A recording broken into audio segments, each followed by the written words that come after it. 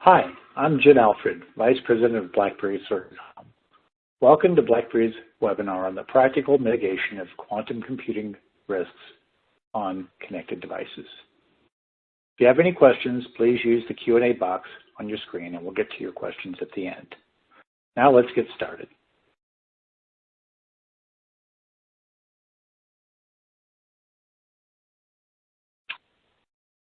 First, a quick intro on BlackBerry Certicom. We've been around for quite some time, long enough to have a perspective.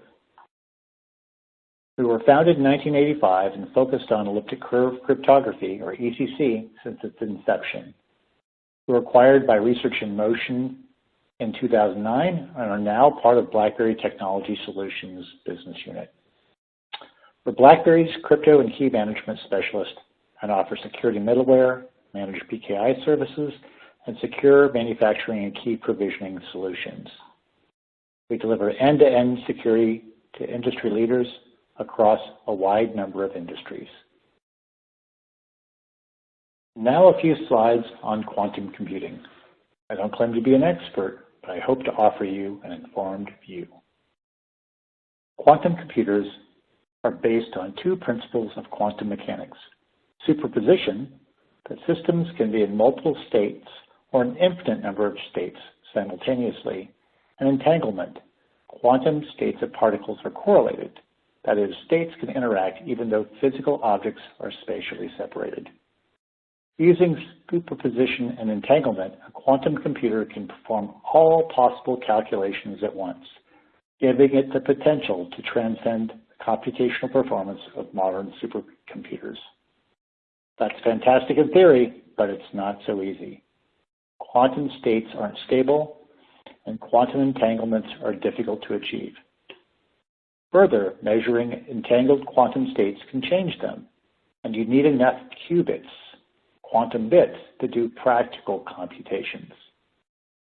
Quantum computing faces fundamental challenges.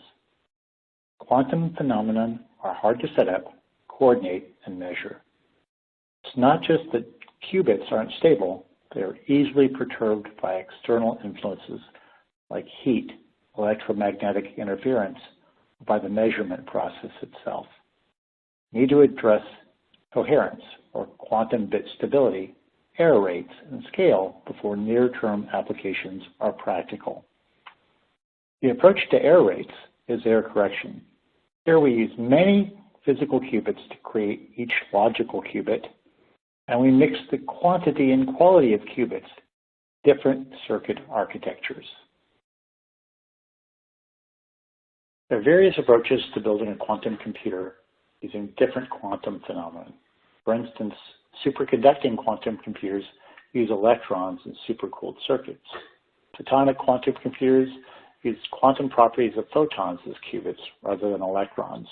Trapped ion quantum computers use ionized rare earth atoms trapped in an electric field, and quantum spin quantum computers use spin quanta of electrons confined in quantum dots. These are all early stage developments, now with quantum processors on the order of 100 qubits. And there's not yet a clear technology winner. But maybe that doesn't matter, because all these systems can be programmed using a common programming language, and simulations are available on the internet. So the promise of this technology is that one of these technologies will scale and reach 100,000 or 1 million qubits. The question of what technology and when that will happen is an open question. I first came across this chart in 2018. The same year, BlackBerry's Certicom team started looking at post-quantum crypto. The notion of a potential exponential growth in qubits really caught my attention. Having worked my entire career with a Moore's Law perspective, the prospect of possible exponential qubit growth to 2020 or beyond sounded not too far-fetched to me. Perhaps possible but not probable, and perhaps not in 2020, but maybe someday soon. Some time recently trying to get a handle on where the industry is today. And this is what I've come up with. Interesting to note how different the core technologies from industry players using different physical phenomena are more or less in the same stage. No one has yet cracked more than about 100 logical qubits, but those like IBM with the most experience seem the most confident in terms of roadmap. Also note that the measure of performance is no longer just absolute number of qubits or logical qubits, but something called quantum volume, a proxy for circuit performance. And again, as I mentioned earlier, another observation, there's a common programming language or languages that abstract away the hardware and take into account things like circuit construction and noise error maps for the circuits into account when performing calculations. So the industry is really maturing. These processors are getting more powerful. There are different players continuing to invest in the technology, and again, the technology is improving. As they evolve the technology, they're making choices in terms of the trade-off of the sheer number of qubits, the connection between the qubits, how to construct the proper logic gates to get the right ratio of noise, qubit quality to number of qubits, and how to increase the coherence of these systems. So overall, companies are learning how to make these systems and learning how to evolve them. Again, to me, very promising. So there's a good chance that quantum computers may arrive sooner than many people think, and with them, Y2Q, the year when quantum computers can break traditional cryptosystems. Many of you on this webinar, I'm sure, have heard of Shor's algorithm for integer factorization on a quantum computer. It was first proposed in 1994, well before anyone knew how to build a quantum computer, and it was demonstrated factoring the number 15 on a quantum computer in 2001. Shor's algorithm can be used to break an RSA or ECDSA-based cryptosystem. Likewise, Grover's quantum search algorithm can accelerate a brute force attack on AES. Now for AES, you simply need to double the key size. But for RSA or ECDSA, you need a brand new cryptosystem. Kudelski Security Research actually quantified what it would take to crack 384-bit ECDSA. They say it's about a 4,000 logical qubit computer that can break 384-bit ECDSA in 24 hours. To put that in perspective, that's a computer with 10 million physical qubits and a 10 to the minus 3 noise error rate, clocked at 5 megahertz. If you can clock it faster or reduce the error rate, you can break ECDSA sooner. Or if you can't reduce the error rate or you can't clock that fast, it may take you a little bit more time, but it's certainly doable. The algorithm works. So when's such a computer likely to be available? Again, might happen sooner than a lot of people think. Technology is still new, but what's changing is the investment. And it's worth noting, Moore's Law, I talk about Moore's Law a lot, was a law driven by economics, the return on investment in semiconductor technology. And in 2020, we saw a new burst in commercial funding for quantum computing technology. And governments are spending even more. China is said to be spending $10 billion on quantum computing research. And that should make you pause. So as I just presented, practical quantum computers may arrive sooner than many people think. Let's talk about who needs to worry. If you've spent time around different industries, you've probably noticed that any given industry has its own typical product development timelines and somewhat correlated product development life cycles. For instance, a consumer electronics company building a new smartphone spends just a year or so on product development before they need to launch.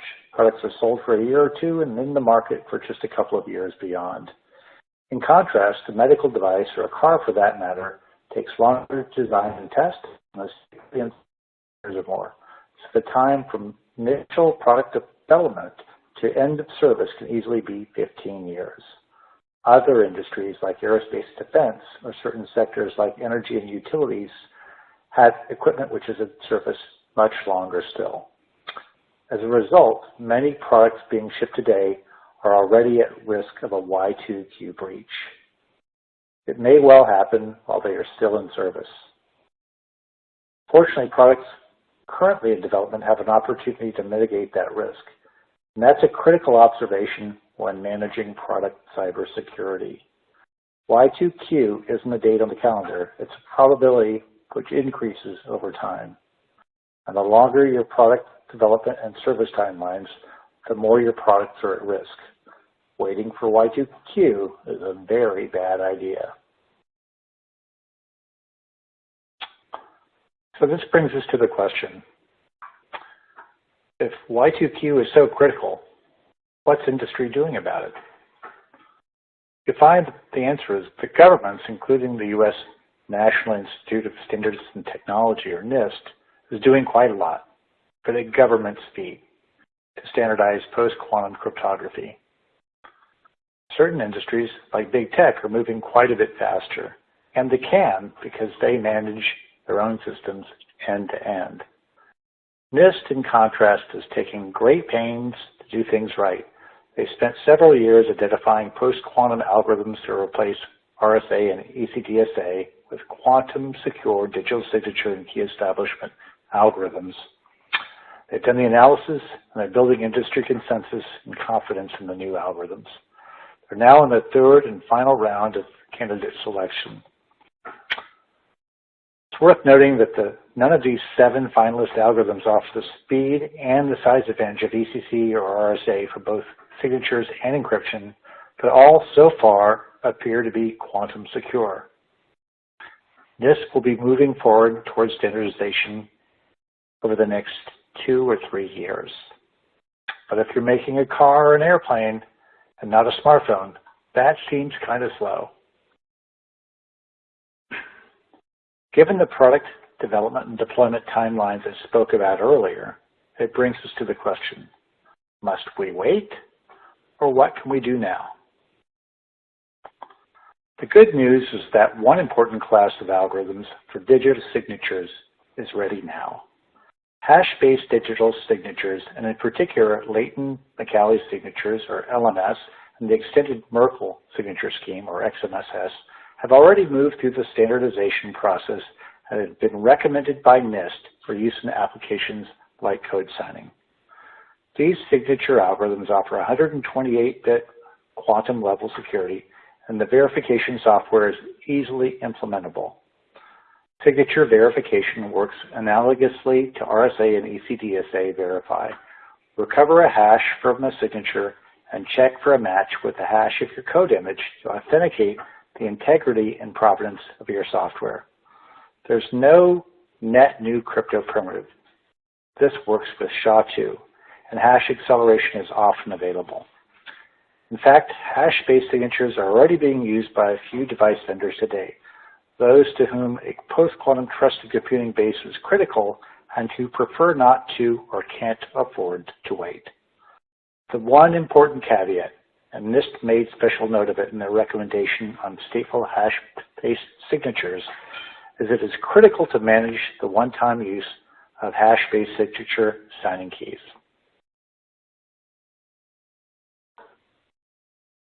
For anyone involved in low-level system design and hardware-software integration, this graphic should look very familiar. It's a multi-stage secure boot flow that's used by many microprocessors today, from primary to secondary and tertiary boot stages. Fortunately, hash-based signatures are a great fit for multi-stage secure boot applications. The algorithms do not need new hardware crypto support. They can use an existing hash function, perhaps one accelerated by the chip's instruction set architecture, for example, the ARM-A64 crypto extensions.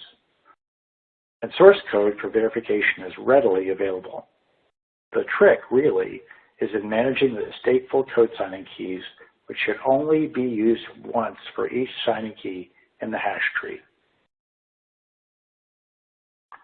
To show you how hash-based signatures compare to RSA or ECDSA performance, we've done a little benchmarking.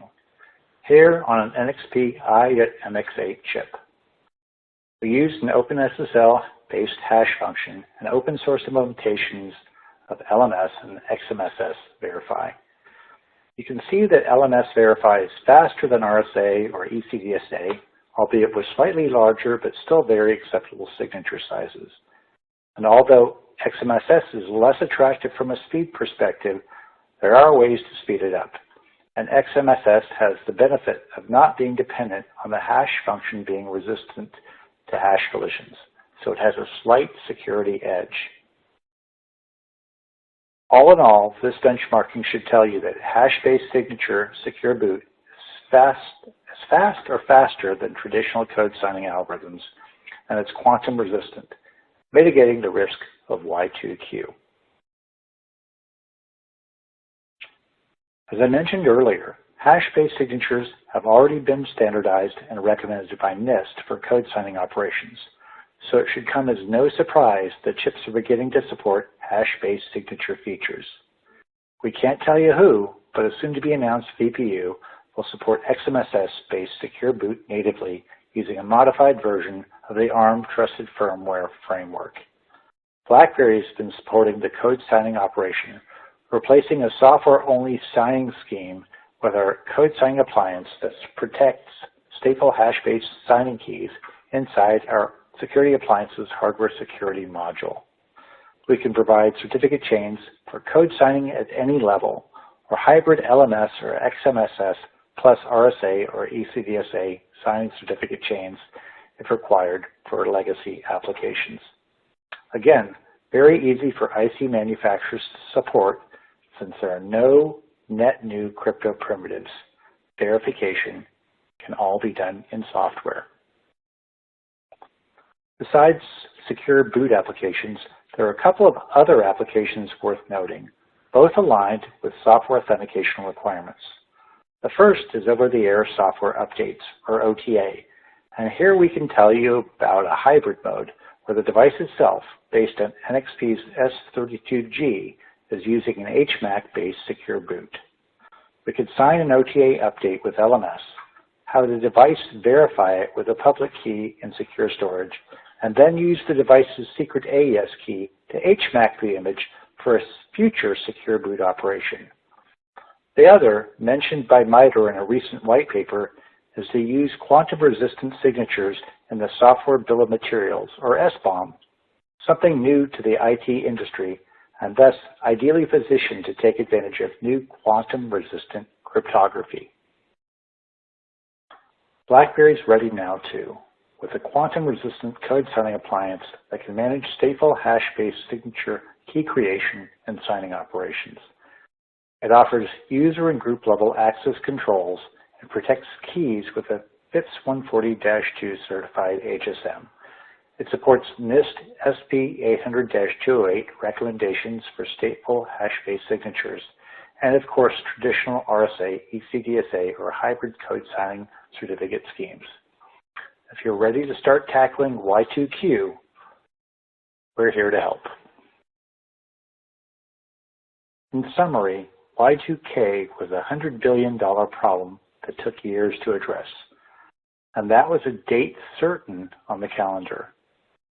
Like Y2K, transitioning crypto algorithms to quantum-resistant cryptography is not something the industry could do overnight. Simply switching from DES to AES, and from SHA-1 to SHA-2, took 15 years of NIST and industry guidance. For Y2Q, we don't have a date on the calendar to focus your attention, but we hope that's not a problem, because if you're waiting for a date, you'll surely be too late. If you'd like to start working through this transition now, please give us a call.